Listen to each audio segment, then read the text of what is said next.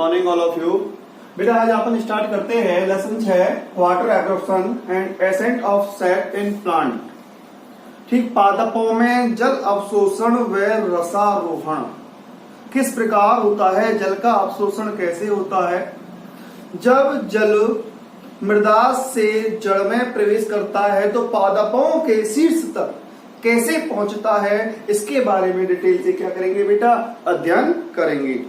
तो सबसे पहले बात करते हैं अपन किसके बारे में, जल के बारे में। जल के बारे में मैंने आपको पहले भी बताया है, जो जल है जैविक क्रियाओं के लिए, किसके लिए बेटा, जल जैविक क्रियाओं के लिए क्या होता है, आवश्यक होता है। क्या होता है, जल जैविक क्रियाओं के लिए आवश्यक होता है और जीवित कोशिकाओं का, किसका बेटा, जीवित कोशिकाओं का क्या होता है, ये प्रमुख घटक होता है। ठीक है, जैविक क्रियाओं के लिए आवश्यक है, जीवित कोशिकाओं का क्या होता है बेटा, घटक होता है।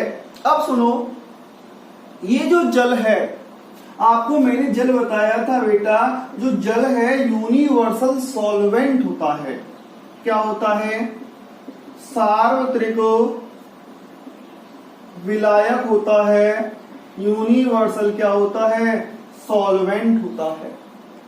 अब इसमें क्या क्या घुला हुआ होता है बेटा, इस जल में क्या घुला होता है, गैसें घुली होती हैं। क्या होते हैं, इसके अलावा खनिज पदार्थ होते हैं। क्या होते हैं बेटा, खनिज पदार्थ भी इसमें होते हैं। इसके अलावा बेटा अकार्बनिक पदार्थ भी होते हैं।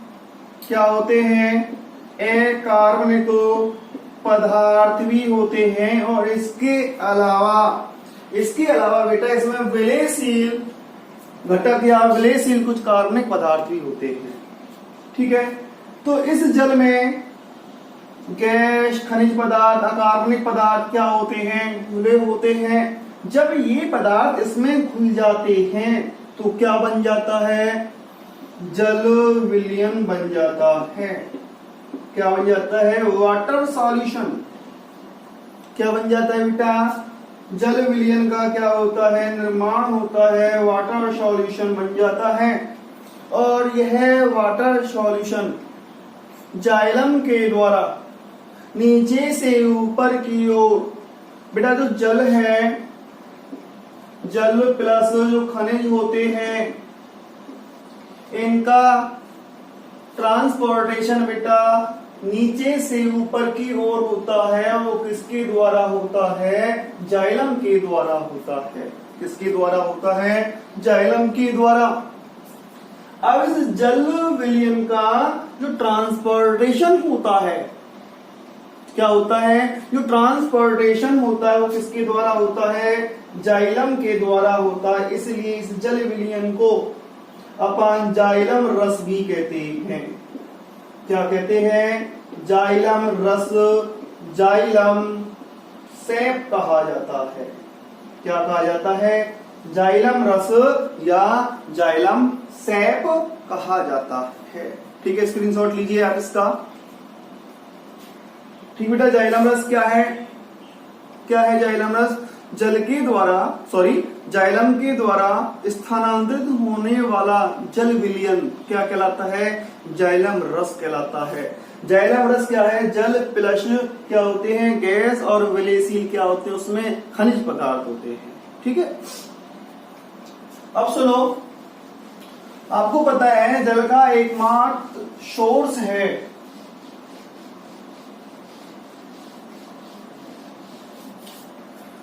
जो जल का प्रमुख सोर्स है,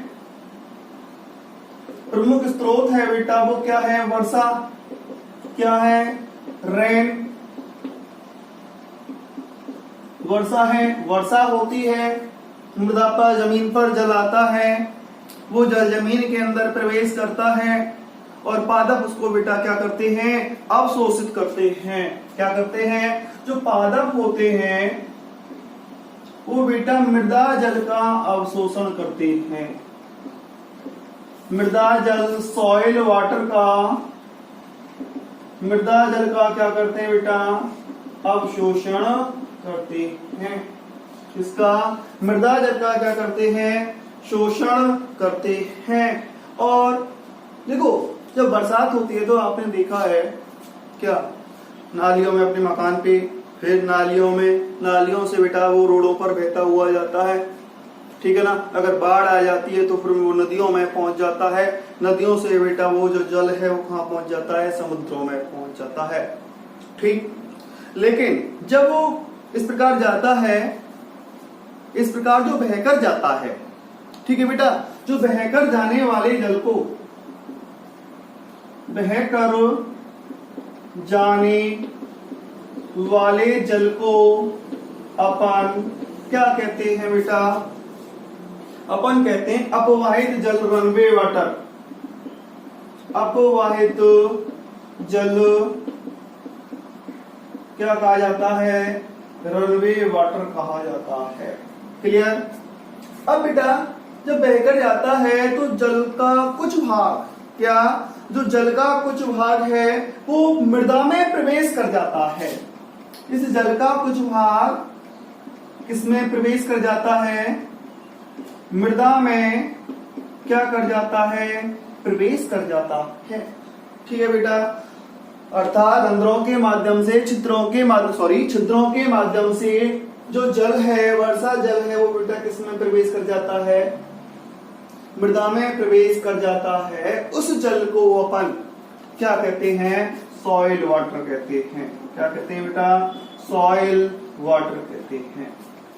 यदि आप देखो, यदि आप पादप पर ऊपर जल छिड़को तो पौधे को जल लाभ नहीं मिलेगा। जब बेटा आप जल को उसके जड़ के पास डालोगे, जमीन में डालोगे, तो जो जल है वो छिद्रों के माध्यम से नीचे जाता है और मूल रोम उस जल का क्या करते हैं, अवशोषण करते हैं और फिर वो पादप के शीर्षों तक क्या होता है, पहुंचता है। तो स्पष्ट है कि जो पौधे होते हैं वो हमेशा बेटा किसका, मृदा जल का, सॉइल वाटर का ही क्या करते हैं, अवशोषण करते हैं। अभी जो सॉइल वाटर है वो विभिन्न अवस्थाओं में है ना। सॉइल वाटर की अवस्थाओं की बात कर रहे हैं, प्लांट वाटर की अवस्थाओं की बात नहीं कर रहे। जल की बेटा 3 अवस्था है, ठोस, द्रव, गैस, ना। ठोस बर्फ के रूप में, गैस वाष्प के रूप में, और जल आपने देखा है द्रव के रूप में होता है, ठीक है बेटा। अब सुनो, अपन किसकी बात कर रहे हैं, सॉइल वाटर की। सॉइल वाटर की अवस्थाओं की बेटा, जो सॉइल वाटर है उसको अपन 3 भागों में या 3 प्रकारों में बांटते हैं। एक तो होता है गुरुत्वीय जल। कौन सा जल बेटा, गुरुत्वीय जल होता है। दूसरा होता है आर्द्रता जल, हाइग्रोस्कोपिक वाटर, आर्द्रता जल, हाइग्रोस्कोपिक वाटर, आर्द्रता जल होता है। और बेटा तो तीसरा जल होता है वो होता है कैपिलरी वाटर, केशिका जल होता है।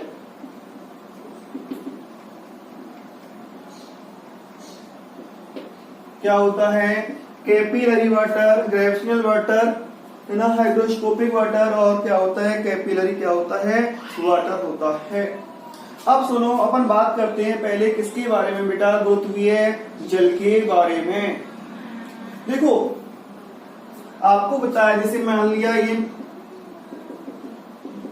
सॉइल है, यहां पर पानी बहकर आया बेटा, क्या आया, अब आपको पता है एक गुरुत्वीय बल लगता है ऊपर से नीचे की ओर, तो जल है बेटा वो इन जो छिद्र है, छिद्रों के माध्यम से वो क्या चला जाता है, गहराई में चला जाता है। गुरुत्वीय बल के कारण जो जल है बेटा वो कहाँ चला जाता है, गहराई में चला जाता है, और वो पौधों के लिए प्राप्त नहीं होता, अर्थात बेटा कैसा होता है, अप्राप्य होता है। क्या होता है, जो जल है वो बेटा कैसा होता है, जो गुरुत्वीय जल है वो पौधों के लिए क्या होता है, अप्राप्य होता है, अर्थात पौधों के लिए उपलब्ध नहीं हो पाता। अब बात करते हैं आर्द्रता जल के बारे में। किसके बारे में बेटा, आर्द्रता जल के बारे में। देखो आर्द्रता जल क्या है, जल की जो कुछ मात्रा है मृदा कणों के चारों ओर, जल बेटा जल की कुछ मात्रा जो मृदा कण होते हैं, मृदा कण के चारों ओर चिपक जाते हैं। और चिपकते कौन से बल के कारण है, सहसंजन व आसंजन।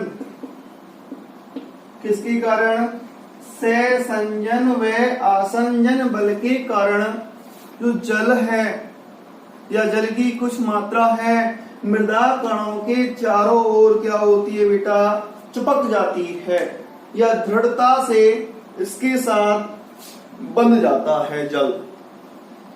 किसके साथ, मृदा कणों के साथ क्या होता है बेटा, दृढ़ता से बंध जाता है।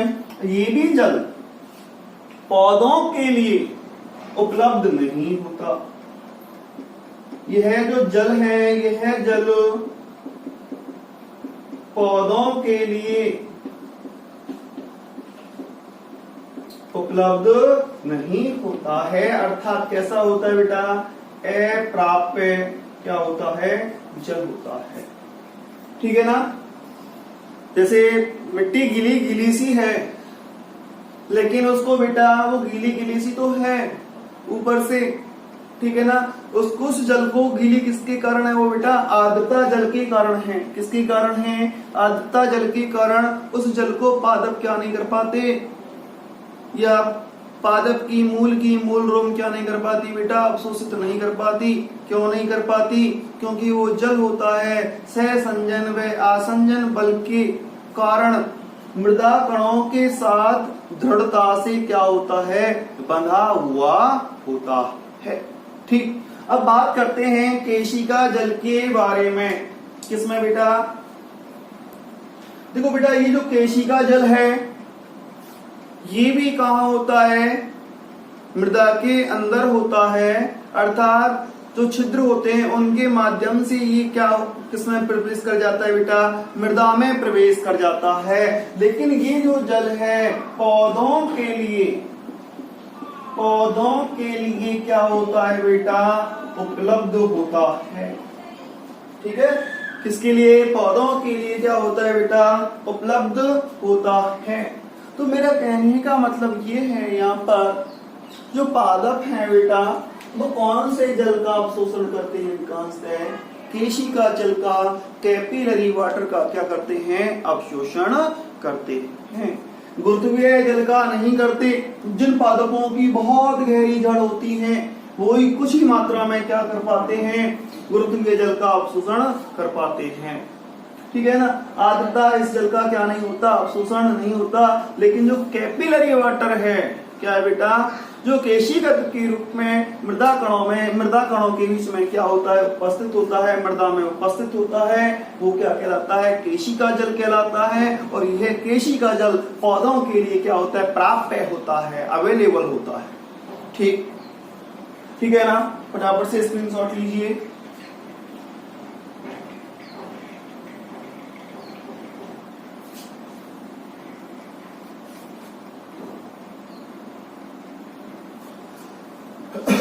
अब कुछ टर्म्स हैं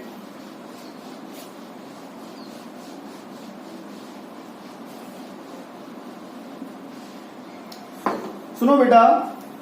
हॉलार्ड,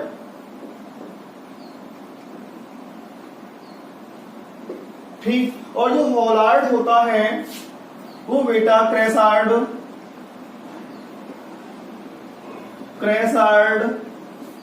और एकार्ड का क्या होता है, योग होता है इसको तो क्या कहते हैं बेटा, हॉलार्ड। ये क्या है, क्रेसार्ड, और ये क्या है, एकार्ड या एकार्ड। ठीक है। हॉलार्ड बराबर क्रेसार्ड प्लस क्या होता है, एकार्ड होता है। अब बात करते हैं बेटा हॉलार्ड किसे कहते हैं, क्या कहते हैं हॉलार्ड। देखो हॉलार्ड क्या है, जो मृदा में उपस्थित संपूर्ण मृदा में उपस्थित संपूर्ण मृदा जल को क्या कहते हैं बेटा, हॉलार्ड कहते हैं। मृदा में जितना भी सॉइल वाटर है या मृदा में जो जल है वो उसमें सभी जल आ गए बेटा। कौन से जल आ गए, देखो आर्द्रता जल आ गया, ठीक है ना, और उसमें गुरुत्वीय जल आ गया, और उसमें बेटा कैपिलरी वाटर केशिका जल भी आ गया। जितना भी जल उपस्थित है मृदा में वो जल क्या कहलाता है, हॉलार्ड कहलाता है। क्या कहलाता है, हॉलार्ड कहलाता है। बात करते हैं क्रेसार्ड किसे कहते हैं। देखो बेटा जो मृदा जल है, मृदा में उपस्थित वह जल जो पौधों के अवशोषण के लिए उपलब्ध होता है, मृदा में उपस्थित वह जल जो पौधों के अवशोषण के लिए क्या होता है, उपलब्ध होता है, वो क्या कहलाता है, क्रेसार्ड कहलाता है। या जल की वह मात्रा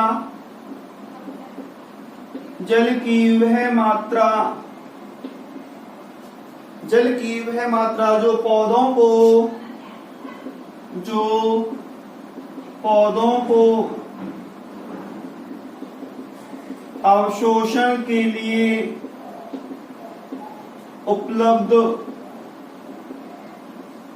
अवशोषण के लिए बेटा उपलब्ध होती है,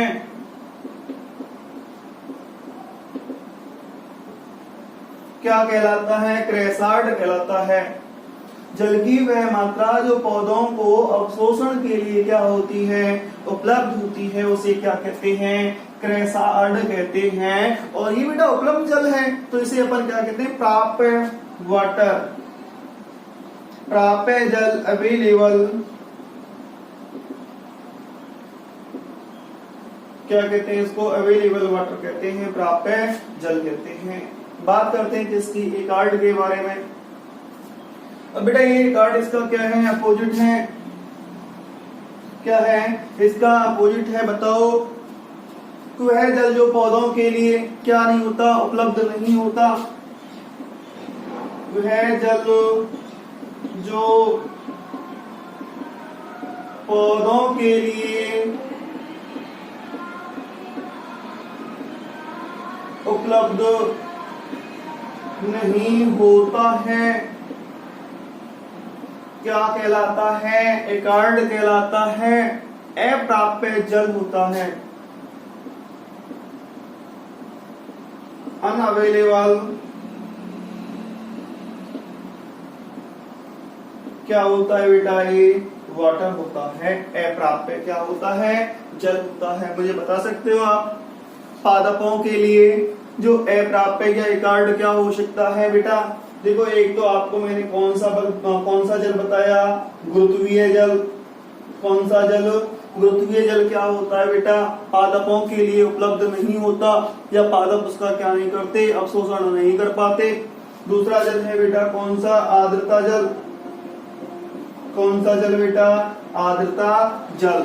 जो प्राप्य वाटर होता है वो होता है बेटा कौन सा जल, केशिका क्या होता है, जल होता है। ठीक है ना, समझ में आ गया। हॉलार्ड बराबर क्या होता है, क्रेसार्ड प्लस एकार्ड। हॉलार्ड क्या है, मृदा में उपस्थित संपूर्ण जल, अर्थात जितना भी मृदा में सॉइल वाटर है वो क्या कहलाता है, हॉलार्ड कहलाता है। क्रेसार्ड किसे कहते हैं, क्रेसार्ड वो जल है जो पौधों के अवशोषण के लिए क्या होता है बेटा, उपलब्ध होता है। ठीक है ना। प्राप्य जल कहलाता है जैसे कि केशिका जल ना। एकार्ड क्या है, एकार्ड है बेटा वह जल, एकार्ड एक जल की मात्रा है जिससे जो पौधों के लिए क्या होती है, अनुपलब्ध होती है। क्या होती है बेटा, अनुपलब्ध होती है या उपलब्ध नहीं होती, वो अप्राप्य जल, अनअवेलेबल वाटर कहलाता है ना। गुरुत्वीय जल है और क्या है बेटा, आर्द्रता जल है।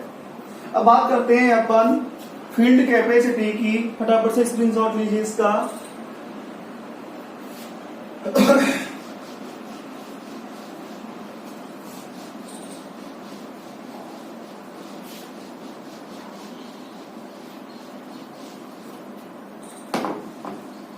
ना जल धारिता की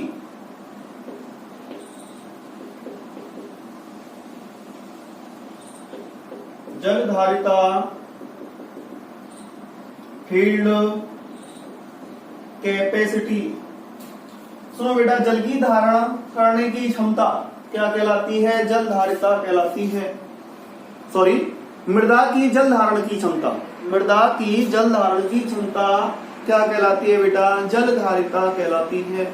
अब मृदा कई प्रकार की होती है, उनके जो जल धारण क्षमता है वो बेटा क्या होती है? अलग अलग होती है। जैसे रेतीली मृदा की बात करें,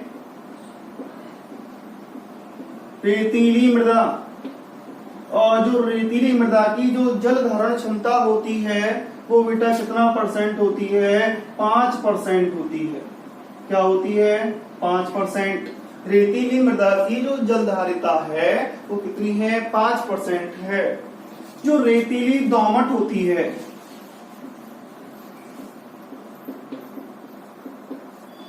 जो रेतीली क्या होती है बेटा? दोमट होती है, या रेतीली दोमट मिट्टी में जो जल धारिता होती है वो लगभग 15 से 25% होती है। रेतीली दोमट में जल धारिता कितनी होती है बेटा? 15 से क्या होती है? 25% होती है। और दोमट मृदा में, दोमट में या दोमट मृदा में जो जल धारिता होती है वो बेटा 25 से 30% होती है। कितनी होती है? 25 से 30% क्या होती है? जल धारिता होती है। और सर्वाधिक जो जल धारिता है वो चिकनी मृदा में होती है। सर्वाधिक जो जल धारिता है किसमें होती है बेटा? चिकनी मृदा में होती है। और ये लगभग कितनी होती है? 45% होती है। ठीक, ये मृदा की जल धारण क्षमता है, जल धारिता है। ना रेतीली मृदा में 5%, ना रेतीली दोमट में बेटा 15 से 25, दोमट मृदा में कितनी होती है? 25 से 30। और सर्वाधिक इसकी होती है बेटा चिकनी मिट्टी की होती है। आपने देखा होगा चिकनी मिट्टी, जो काली मिट्टी है उस पर जल लंबे समय तक क्या रहता है? भरा हुआ रहता है। ठीक है, चलो बात करते हैं अपन किसके बारे में? पादप में जल अवशोषण करने वाले अंग। ठीक, इसको मिटा रहा हूं, फटाफट से स्क्रीनशॉट लीजिए।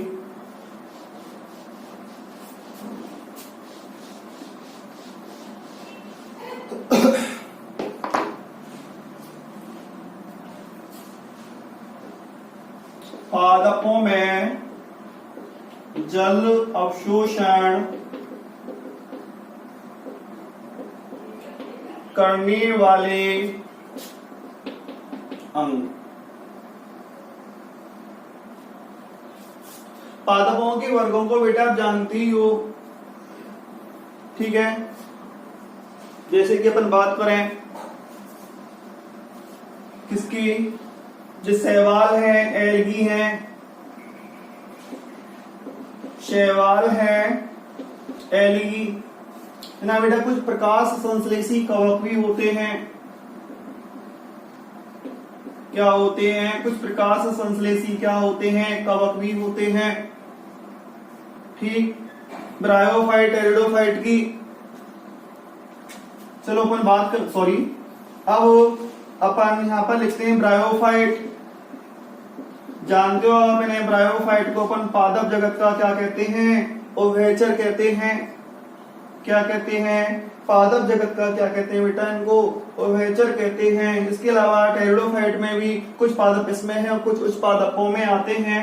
ठीक है, ये तो सब किसमें आते हैं बेटा? क्रप्टोगेम्स में आते हैं। लेकिन जो जिम्नोस्पर्म है, जिम्नोस्पर्म और एंजियोस्पर्म, आवृतबीजी, ये हायर प्लांट कहलाते हैं। क्या कहलाते हैं? उच्च पादप कहलाते हैं।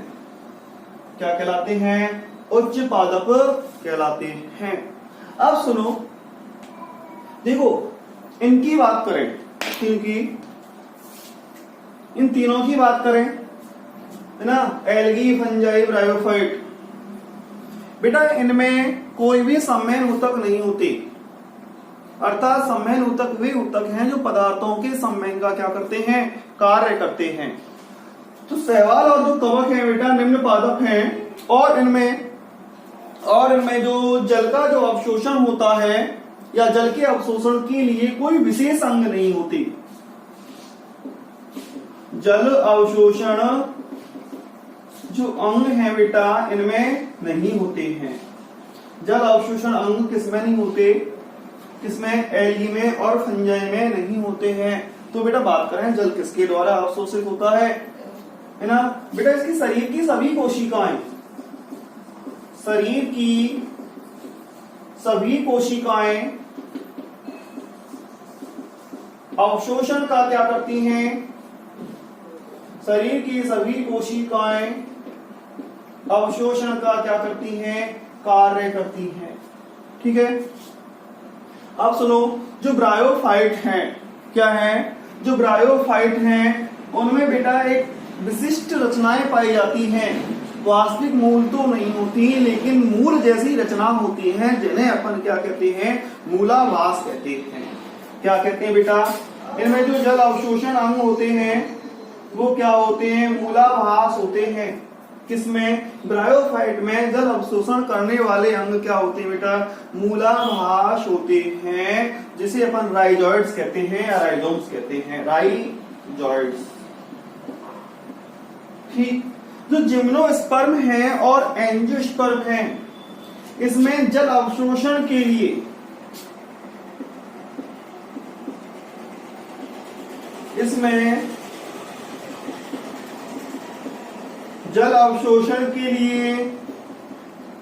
बेटा ये जो जिम्नोस्पर्म और एंजियोस्पर्म है इनमें जल अवशोषण के लिए होता है रूट सिस्टम। रूट सिस्टम क्या होता है, मूल तंत्र होता है।